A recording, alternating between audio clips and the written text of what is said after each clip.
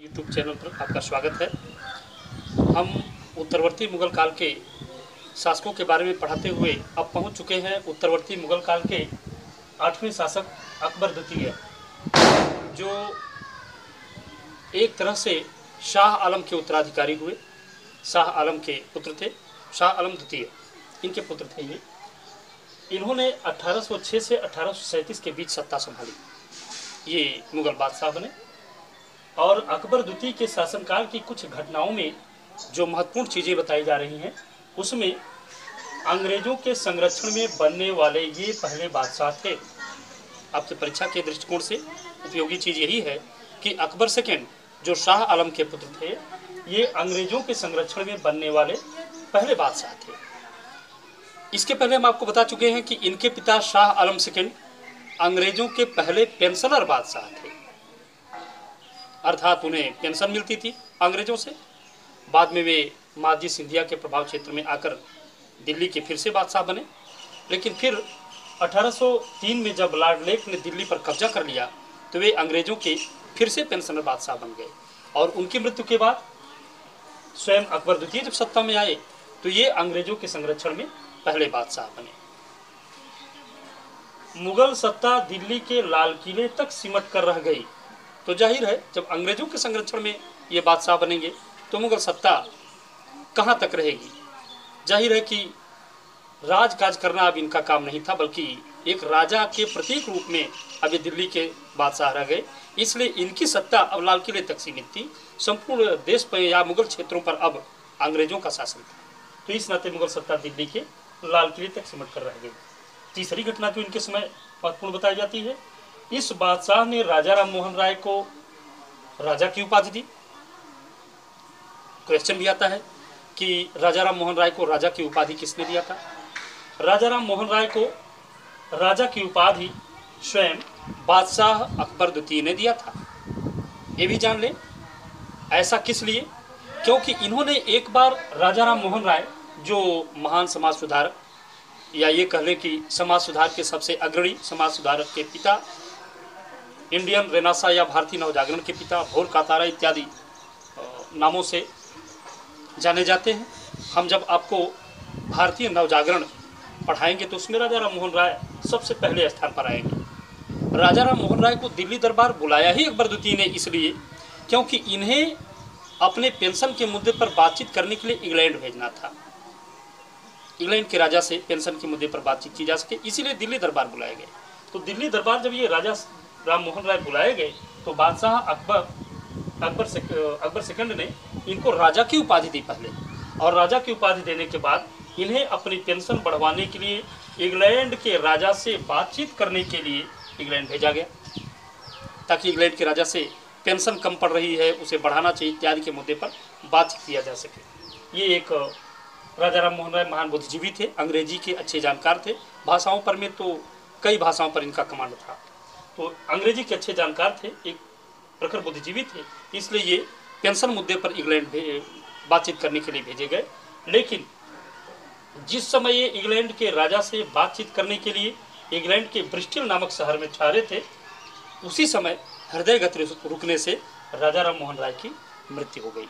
यानी अकबर द्वितीय के समय की एक यह भी घटना है कि राजा राम मोहन राय इंग्लैंड भेजे गए और हृदय गति रुकने से इंग्लैंड के ब्रिस्टल नामक शहर में उनकी मृत्यु हो गई। ये चौथी घटना है।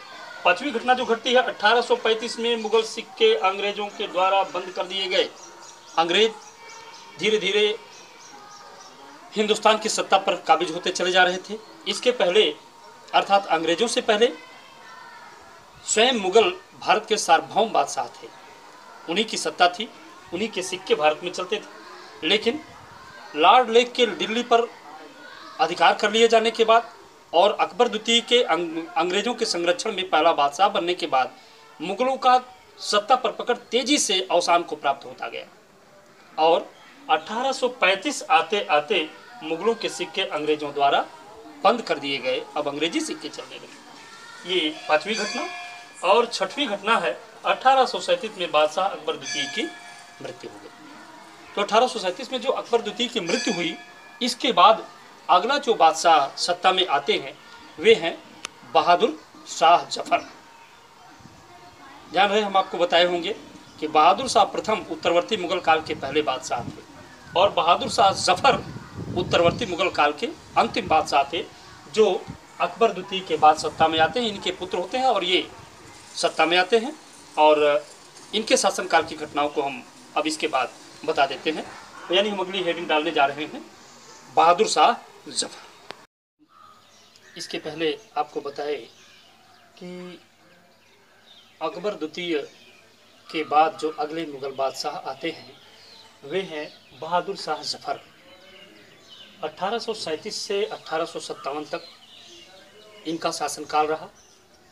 इनके शासनकाल की जो सबसे महत्वपूर्ण घटना है वो है 1857 की क्रांति। बहादुर शाह जफर के शासनकाल में एक तो मुगल सत्ता बेहद कमज़ोर पड़ चुकी थी, एक तरह से कहें वह सत्ता औपचारिक रह गई थी, तथा अंग्रेज़ों ने अब मुगल बादशाह को नज़र देना, उनकी खिदमत में पेश होना, ये सब भी बंद कर दिया था।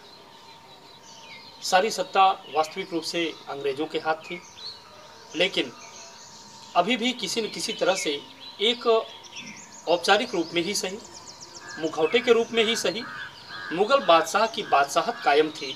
कहीं न कहीं अंग्रेज़ अभी भी भारत के सार्वभौम बादशाह मुगलों को मानते थे। लेकिन ऐसे समय में 1857 की क्रांति की घटना हुई।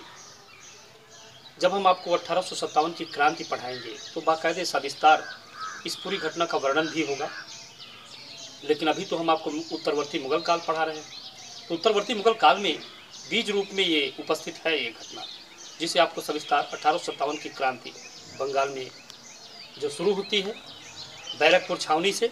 मंगल पांडे नाम के सैनिक, जिसने एनफील्ड राइफल की जगह ब्राउन बेस राइफल में प्रयुक्त होने वाली गाय और सुअर की चर्बी युक्त इस गोली को प्रयोग में लाने से इनकार किया था। अंततः उन्हें गिरफ्तार किया गया, उन पर राजद्रोह का आरोप लगा, उन्हें फांसी हुई। वहाँ पर 1857 की क्रांति घटित तो नहीं हो पाई, क्योंकि मंगल पांडे गिरफ्तार कर फांसी पर चढ़ा दिए गए, लेकिन वो घटना धीरे धीरे मेरठ छावनी तक पहुंची, जो अंग्रेजों का एक बहुत बड़ा सैनिक अस्कंधावर था। अस्कंधावर मतलब अड्डा।